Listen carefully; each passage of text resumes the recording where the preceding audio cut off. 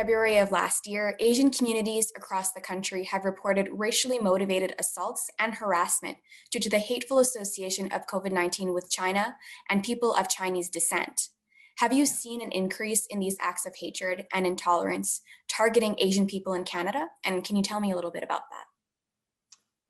Yes, I have been deeply concerned by the rise of racism across Canada since the start of COVID-19 pandemic.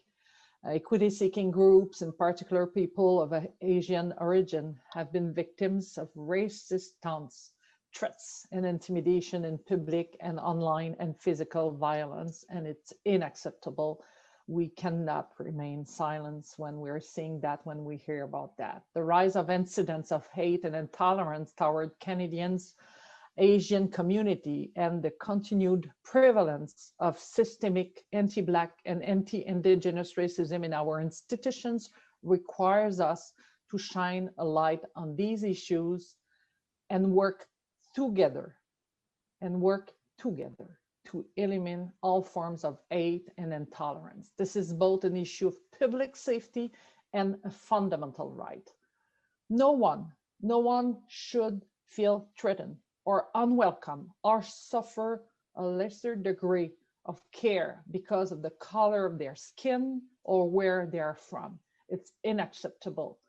As a country built on diversity, freedom, and inclusion, we cannot let racism, intolerance, and inequality undermine our peace and our prosperity. I would like to underscore that Canadian and international human rights laws prohibit discriminatory action against any persons or communities because of an association with COVID-19, perceived or otherwise.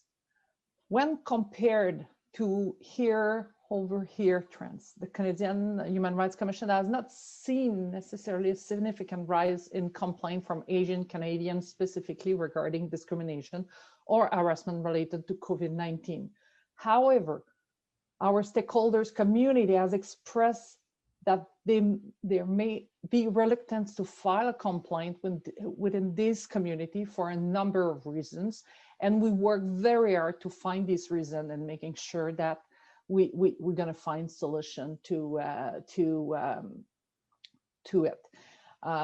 And while we cannot project future complaints, we feel the reason that the number of human rights complaints related to COVID-19 is relatively low is that people actually are in survival mode.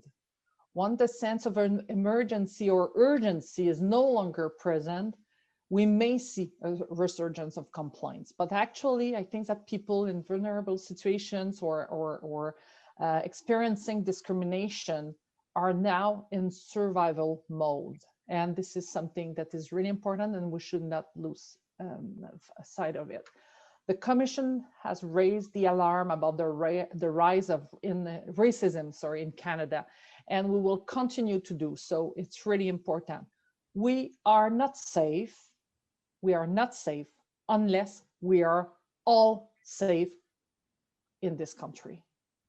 And no one, again, should fear or feel threats because of the color of their skins or their skin or where they're coming from.